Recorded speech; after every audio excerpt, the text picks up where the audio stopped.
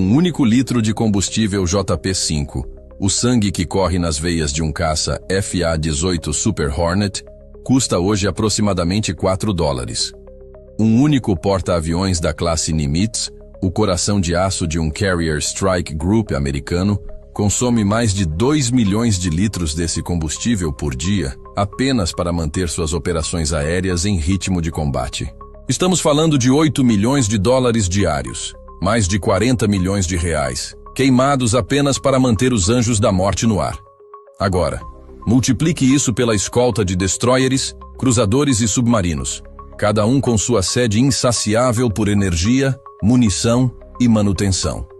O custo para projetar uma cidade flutuante de poder militar a milhares de quilômetros de casa ultrapassa facilmente a marca de $1 bilhão por semana.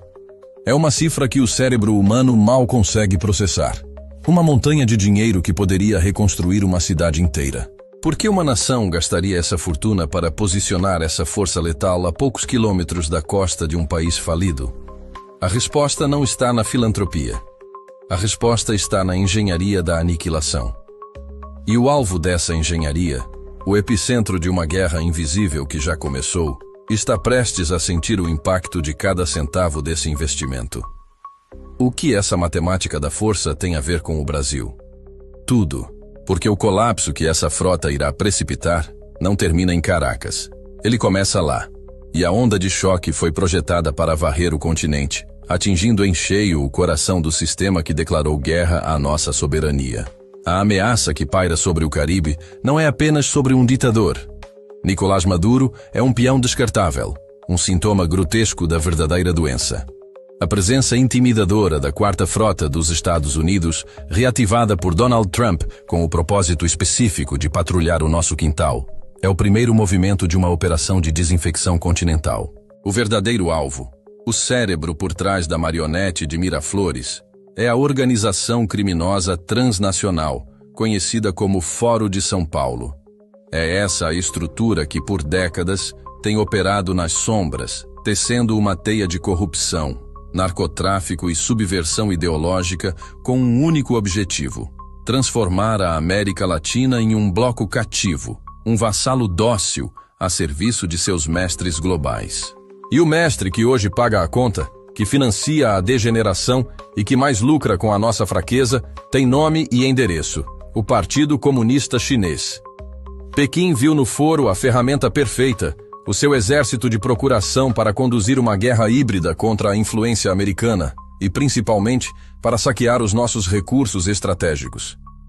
A Venezuela, sob o comando do foro, tornou-se o seu posto avançado, uma bomba de gasolina particular e uma base de operações para espalhar o caos. Cada bairro que afunda em Maceió pela extração predatória de salgema, cada grama de nióbio contrabandeada para fora do Brasil, cada porto que entregamos em concessões suspeitas, tudo se conecta a essa grande estratégia. A queda de Maduro não é, portanto, um ato isolado. É o corte da principal artéria financeira e logística que alimenta a serpente. É o início do desmantelamento da infraestrutura inimiga em nosso hemisfério. Uma ação de força bruta para garantir que a soberania do Brasil e das Américas não seja leiloada em Pequim. O que está em jogo é se o futuro dos nossos filhos será decidido por nós ou por burocratas de um regime totalitário do outro lado do mundo. Para entender a escala da operação inimiga, precisamos olhar os mapas e seguir o dinheiro. A engenharia do mal é metódica e assustadoramente eficiente. A China, sob o disfarce da iniciativa Belt and Road, não está construindo pontes, está forjando correntes. A dívida da Venezuela com a China ultrapassa a marca dos $60 bilhões. Uma dívida impagável, que não foi projetada para ser paga com dinheiro, mas com petróleo, com ouro e, acima de tudo, com submissão geopolítica. Análises de inteligência naval mostram um fluxo constante de petroleiros venezuelanos realizando transferências ship-to-ship em águas internacionais para navios chineses, uma manobra para contornar sanções e garantir que o fluxo de recursos que financia a máquina de guerra de Pequim nunca pare. Em troca, a China envia tecnologia de vigilância, equipamentos de repressão e assessores militares que ensinam a Guarda Nacional Bolivariana a esmagar seu próprio povo. Mas a matemática vai além. O Foro de São Paulo atua como o gerente regional dessa colonização. Relatórios da DEA e do Tesouro Americano detalham como as rotas do narcotráfico, controladas pelo Cartel de Los Soles, um cartel de generais do regime de Maduro, financiam operações políticas em toda a América do Sul. O dinheiro sujo da cocaína é lavado através de empresas de fachada e usado para financiar campanhas, movimentos sociais e black blocs que servem para desestabilizar governos não alinhados com a agenda do Fórum. É uma simbiose perfeita. O regime oferece a logística para o crime gera o caixa 2 para a política e a política entrega o país para a China. O plano para o Brasil é idêntico: controlar setores estratégicos como energia, agronegócio e mineração, usando a mesma combinação de corrupção política e pressão econômica. A aquisição de vastas extensões de terra, o controle de terminais portuários e a influência sobre a nossa matriz energética não são investimentos, são movimentos de cerco. É uma estratégia de estrangulamento lento e silencioso. Eles estão construindo uma fortaleza logística e econômica dentro das nossas fronteiras, para nos subjugar sem disparar um único tiro. É a guerra do século XXI, travada com contêineres e corrupção. E nós somos o prêmio final. Diante de uma estratégia de cerco tão complexa, uma resposta convencional seria inútil. E é aqui que entra a genialidade da doutrina de Donald Trump. Uma contraofensiva que ataca o inimigo em todas as frentes, transformando suas maiores forças em suas piores fraquezas. A jogada de mestre não foi enviar os fuzileiros navais para Caracas, mas sim declarar guerra total à estrutura financeira que sustenta o castelo de cartas. O pilar 1 dessa contraofensiva é a asfixia econômica. O Tesouro Americano agiu. Como o braço financeiro do Pentágono, mapeou e sancionou centenas de indivíduos e empresas ligadas ao regime de Maduro e ao Foro de São Paulo. Cada conta bancária congelada, cada transação de ouro bloqueada, cada petroleiro na lista negra é um míssil. Um míssil Tomahawk disparado contra o cofre do inimigo. Eles cortaram o fluxo de dólares que permitia aos generais corruptos manter a lealdade de suas tropas. Sem dinheiro para pagar os soldados, o poder da baioneta se evapora. O pilar 2 é a guerra jurídica e diplomática. Ao reconhecer um governo de oposição legítimo e ao apoiar figuras como Maria Corina Machado, os Estados Unidos isolaram o regime, transformando Maduro de presidente em chefe de uma organização criminosa. A concessão do Prêmio Nobel da Paz a Machado não foi um acaso. Foi uma arma diplomática de calibre pesado, dando a ela a blindagem internacional necessária para desafiar a tirania de dentro para fora. E ela soube a quem agradecer. Dedicando a honraria a Trump, o único líder global que moveu peças reais no tabuleiro. O pilar 3, e o mais visível, é a intimidação militar calculada. A constante presença da Quarta Frota e os sobrevoos de aeronaves de reconhecimento. Os exercícios militares conjuntos com nações aliadas como a Colômbia e o Brasil enviam uma mensagem inequívoca. Nós sabemos onde vocês estão, sabemos o que vocês estão fazendo e temos a capacidade de transformar seu mundo em um inferno, em menos de 48 horas. Esta não é uma ameaça de invasão, é uma demonstração de capacidade. É uma forma de dizer aos generais venezuelanos: o tirano de vocês não tem para onde fugir. Abandonem o navio que afunda. Enquanto podem, ou afundem com ele. O legado de Trump é exatamente este. Entender que a verdadeira força não está apenas em usar o poder militar, mas em integrar o poder econômico, diplomático e militar em uma sinfonia de pressão implacável. Quebra a vontade do inimigo antes mesmo que o primeiro tiro precise ser disparado. As consequências dessa contraofensiva multidimensional já reverberam pelos corredores do poder inimigo, gerando uma onda de pânico, humilhação e paranoia que se espalha como um vírus. Em Caracas, o desespero não é mais apenas palpável, ele se tornou a atmosfera. que todos respiram no Palácio de Miraflores. Maduro, visivelmente inchado e com os olhos de quem não dorme há dias, ordena exercícios militares que são a mais pura expressão do teatro do absurdo. Tanques T-72, de fabricação soviética, soltando fumaça preta. E com esteiras rangendo, desfilam por avenidas vazias, não para intimidar um inimigo externo, mas como uma tentativa desesperada de intimidar seu próprio círculo de poder. É uma performance para suas próprias câmeras, um show de força patético para os generais, que ele sabe que o trairão na primeira oportunidade.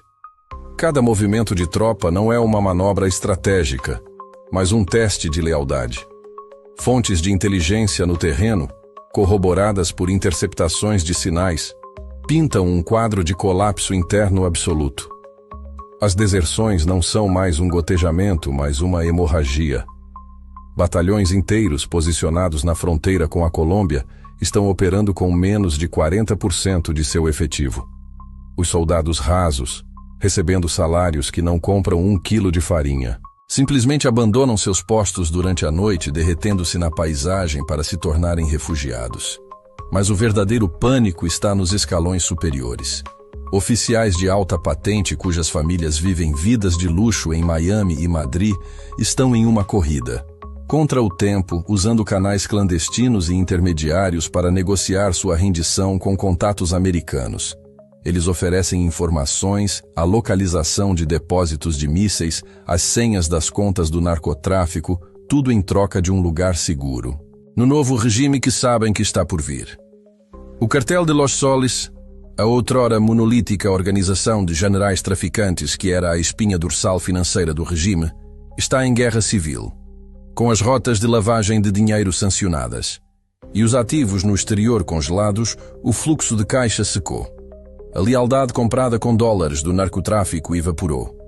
Agora, facções rivais se matam em disputas por pistas de pouso clandestinas e pelo controlo dos poucos carregamentos que ainda saem. A humilhação de Maduro na ONU foi apenas a cerimônia pública de seu funeral político.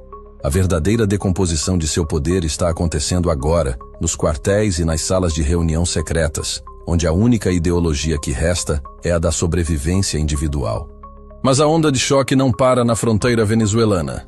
Em Havana, o pânico tem o cheiro de diesel e o som do silêncio dos geradores desligados. O regime castrista, um parasita que vive do sangue de seus hospedeiros há mais de 60 anos, primeiro da União Soviética e depois da Venezuela, vê sua principal fonte de energia ser cortada em tempo real. Os apagões, que já eram rotina, agora duram dias. A ilha-prisão está mergulhando de volta na escuridão de um novo período especial, mas desta vez, sem a esperança de um novo patrono no horizonte. O colapso da Venezuela não é apenas um problema econômico para Cuba, é uma crise de segurança existencial. Sem o petróleo de Maduro, o regime não consegue manter seus aparatos de repressão funcionando, não consegue mover suas tropas, não consegue sequer manter as luzes acesas nos centros de tortura da G2. A queda de Caracas precipita inevitavelmente a queda de Havana. Contudo, o epicentro do terremoto geopolítico está em Pequim. Lá, o pânico não é expresso em gritos, mas em um silêncio gélido dentro dos salões do complexo de Zhongnanhai. Para o Partido Comunista Chinês, o cenário é um desastre estratégico e financeiro de proporções catastróficas. Os mais de 60 bilhões de dólares que eles despejaram na Venezuela não foram um empréstimo, foram o pagamento adiantado pela escritura de um país. Eles compraram campos de petróleo, minas de ouro e coltan, terminais portuários e, o mais importante, uma base de operações militares e de inteligência a menos de 2.000 quilômetros da Flórida.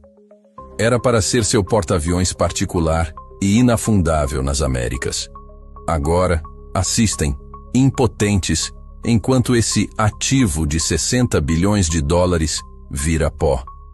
Analistas do Ministério da Segurança do Estado que garantiram a estabilidade do regime de Maduro estão sendo expurgados. Diplomatas que teceram os acordos leoninos estão sendo investigados por falhas de inteligência. A humilhação de Pequim é monumental porque expõe a falha fundamental em sua estratégia de poder global. Eles, que se projetam como mestres da guerra híbrida e da paciência estratégica, foram superados, flanqueados e neutralizados em seu próprio jogo por uma doutrina de poder americana mais inteligente, mais ágil e mais implacável. Eles apostaram a credibilidade de sua expansão global em um cavalo manco e agora o mundo inteiro assiste enquanto o cavalo é abatido. E para o Foro de São Paulo, o cérebro da operação de desestabilização regional, a queda de seu principal centro de comando, controle e finanças, é um golpe na medula espinhal. A estrutura inteira está em paralisia. O dinheiro que financiava institutos, sindicatos, movimentos sociais e campanhas políticas em todo o continente, canalizado e lavado através da PDVSA, simplesmente parou de chegar. O desespero se espalha como fogo em seus membros, que agora sabem que o escudo protetor de um regime amigo foi quebrado. A justiça, antes uma ameaça distante, agora está batendo à porta. A pergunta que circula em cada reunião secreta, de Brasília a Buenos Aires, não é mais como avançamos, mas sim, quem de nós será o próximo a cair? A batalha invisível pela alma e pela soberania das Américas acaba de ser brutalmente exposta à luz do dia. O que você testemunhou neste dossiê não foi apenas a crônica da queda de um ditador de opereta. Foi a revelação de uma complexa e fria guerra de inteligência, de poder econômico cirúrgico e de estratégia militar implacável, projetada com um único propósito: arrancar pela raiz o câncer metastático do Foro de São Paulo e cortar os tentáculos de seus patrocinadores globalistas em Pequim. A força espetacular e a precisão da contra-ofensiva americana, uma sinfonia de poder orquestrada sob a doutrina de Trump, é a prova cabal de que a tirania e a traição podem, de fato, construir impérios sobre a areia da corrupção e do medo. Mas esses impérios sempre e inevitavelmente desmoronam diante da força da determinação, da coragem e do poder real. O inimigo, que por anos operou com a arrogância de quem se julga intocável nas sombras da diplomacia e da subversão, agora está exposto, enfraquecido, humilhado e caçado. O pânico deles é o combustível da nossa determinação. A vitória, portanto, não está apenas no horizonte. Ela está sendo forjada agora, neste exato momento, peça por peça, a cada sanção que é aplicada, a cada conta bancária que é congelada, a cada movimento de frota que restringe o espaço de manobra do adversário. Mas entenda de uma vez por todas, esta guerra decisiva pelo nosso futuro não é travada apenas com porta-aviões, satélites espiões e operadores das forças especiais. A frente de batalha mais crítica, a trincheira onde o destino do Brasil será decidido, é aqui, agora, nesta plataforma digital. O inimigo, derrotado no campo da força bruta, aposta sua sobrevivência em sua última arma, a guerra da informação. A máquina de propaganda deles trabalha 24 horas por dia para fabricar narrativas, para inverter a verdade, para chamar a tirania de democracia e a libertação de imperialismo. Eles prosperam na confusão, na apatia e, acima de tudo, na ignorância do povo. Nosso dever sagrado como patriotas, como sentinelas da nação, é destruir essa ignorância. A arma mais poderosa nesta fase do conflito não é um míssil. É a verdade embalada para impacto. Cada um de vocês que assiste a este canal não é um mero espectador. Você é um soldado na linha de frente desta guerra. Compartilhar este dossiê não é um ato trivial. É uma operação de contra-inteligência. Enviar este vídeo para cada contato, para cada grupo de família, para cada rede social, é armar mais um brasileiro com o conhecimento do que realmente está em jogo. Cada like é um avanço. Cada inscrição é o fortalecimento de nossa trincheira. Vença a guerra da informação. Destrua a narrativa do inimigo. Alerte mais um patriota. A hora é agora.